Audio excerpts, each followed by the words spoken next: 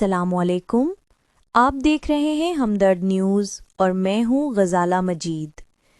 ناظرین، اٹک میں یکے بعد دیگرے میلاد مصطفیٰ صلی اللہ علیہ وآلہ وسلم کی محافل اختتام پذیر ہوئیں۔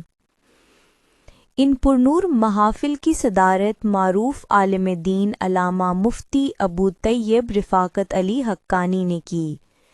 مزید تفصیلات جانتے ہیں اپنے نمائندے محمد عاشق سے۔ جی غزالہ، اٹک میں الفیصل شادی ہال، مہریہ ٹاؤن، فیصل شہزاد کی حویلی اور ٹرک اڈہ ابرار اوان آہیر چینج سینٹر میں میلاد مصطفیٰ صلی اللہ علیہ وآلہ وسلم کی تقریبات منعقد ہوئیں۔ ان تقریبات میں سیرت مصطفیٰ صلی اللہ علیہ وآلہ وسلم پر عمل کرنے کی ضرورت اور میلاد کی اہمیت کو اجاگر کیا گیا۔ ملک و ملت کی سلامتی اور عالم اسلام کے روشن مستقبل کے لیے خصوصی دعائیں بھی کی گئیں، جبکہ شرکاء کو آخر میں لنگر میلاد پیش کیا گیا۔